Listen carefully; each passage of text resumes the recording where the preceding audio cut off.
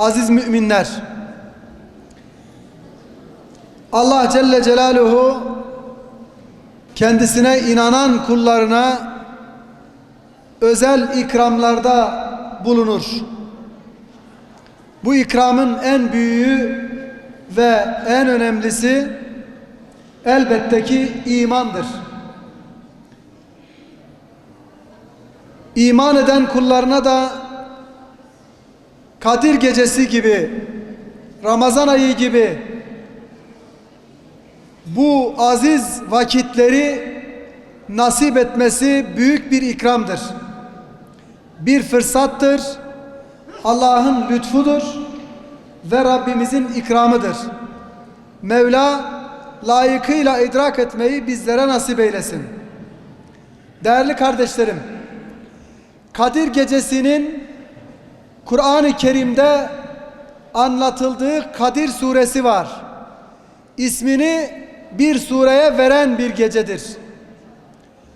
Öyle bir gecedir ki Allah Celle Celaluhu o isimle bir sure indirmiş ve o surede bu geceyi anlatmış. Bismillahirrahmanirrahim. İnna enzelnahu fi leyletil kadr ve ma edrake ma leyletul kadr. Yemin olsun ki biz Kur'an'ı Kadir Gecesi'nde indirdik. Kadir Gecesi'nin kadri, kıymeti, değeri Kur'an'ın inmesiyledir. Bu gecede Kur'an indiği için kadir kazanmıştır. Kıymet kazanmıştır. Değer kazanmıştır. Bu gece özel bir gecedir. Çünkü bu gecede Allah Celle Celaluhu kitabını indirmiştir, indirmeye başlamıştır. O zaman bu gecenin Kur'an gecesi olması, Ramazan ayının içerisinde bulunan bu gecenin en önemli özelliğidir. Cenab-ı Hak bizlere en büyük lütuf ve ikram olarak Kur'an'ı indirmiş.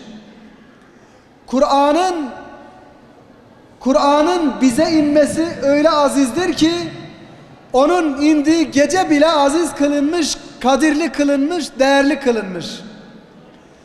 Hz. Muhammed Mustafa sallallahu aleyhi ve sellem Kadir Gecesi ile ilgili şöyle buyuruyor: kim inanarak ve sevabını sadece Allah'tan umarak Kadir Gecesi'nde ibadet eder, dua ederse غُفِرَ لَهُ مَا تَقَدَّمَ مِنْ زَنْبِهِ, kendisinin geçmiş günahlarını Allah affeder. Kadir Gecesi'ni ihya etmek, yaşamak, idrak etmek, onu yakalamak, fırsata çevirmek ve Allah'a yönelip yalvarmak elbette önemlidir. Ancak Kur'an ile bunu yapmak, Kur'an'ı hayatımızın merkezine koymak, Kur'an'ı hayatımızın rehberi edinmek, Kur'an'ı yol ve istikamet kılavuzu edinmek Kadir Gecesi'nin asıl maksadıdır. Değerli kardeşlerim, Allah Resulü Aleyhisselatü Vesselam buyuruyor ki size iki şey bırakıyorum. Bunlara sarılırsanız asla yolunuzu şaşırmazsınız. Bunlardan biri Allah'ın kitabı Kur'an-ı Kerim. Diğeri ise benim sünnetimdir buyuruyor. Kur'an-ı Kerim'e sarılan, Kur'an-ı Kerim'e yapışan, onu tutan, onu rehber edinen, hayatının düsturu edinen her bir mümin hem dünyada hem ahirette kurtulur. Allah Resulü bunu müjdeliyor. Kadir Suresinde Allah Celle Celaluhu bize soruyor: Kadir Gecesi'nin ne olduğunu biliyor musunuz? Sonra da cevap veriyor: Leyletul Kadri hayrun min elfi şehrin. Kadir Gecesi 1000 aydan daha hayırlıdır. 1000 ay yaklaşık 80 küsür yıla tekabül ediyor. Yorumlayanlar derler ki bu bir ömürdür.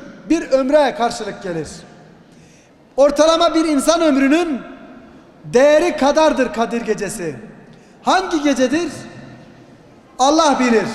Ama bize müjdelenen Ramazan ayında olması, Ramazan'ın tek gecelerinde olması veya Ramazan'ın son 10 gününde olması veya Ramazan'ın 27. gece, yani bu gece olması haberi var.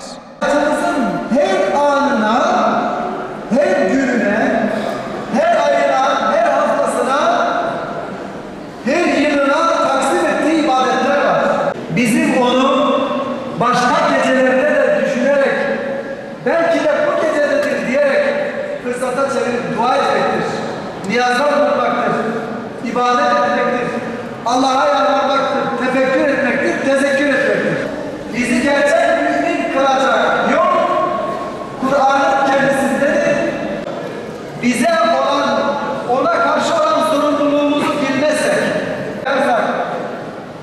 o zaman Kadir Gecesi'nin aslını ve esasını terk etmiş oluruz. Kur'an indiği içindir. Büyük bir ikramdır.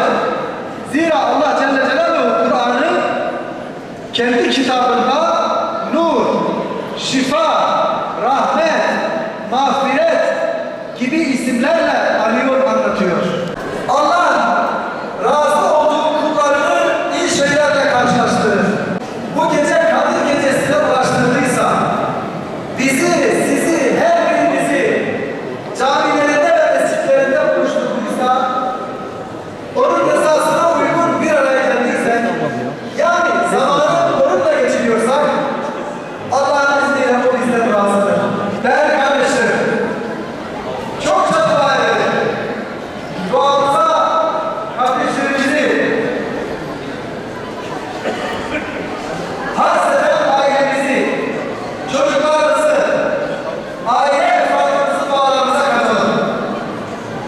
Memleketimiz için, milletimiz için ve özellikle Gazze'de bizim de izzetimizin sembolü olan Mescid-i Aksa için mücadele eden, cihad eden mücahit kardeşlerimiz için dua edelim. Onlar da bu gece Kadir Gecesi'ni ihya ve idrak ediyorlar. Onlar da Ramazan ayını hem cihad ederek cihad meydanında hem de bombalarla yerle bir edilmiş Gazze sokaklarına iftar sofraları kurarak karşılıyorlar, yaşıyorlar. Onlar bizim için dua ediyor. Biz de onlar için bu gece dua edelim. Bizi Kadir Gecesi'ni ihya etme, idrak etme ve o geceyi en iyi şekilde yaşama şuur ve bilincine ulaştırdığın sana hamdolsun. Mümin kardeşlerimizle omuz omuza camilerde, mescitlerde buluşturduğun sana hamdolsun. Ramazan-ı Şerif'i yaşamayı nasip ettin, sana hamdolsun ya Rabbi. Okunan hamd-ı şerifleri, Kur'an-ı Kerimleri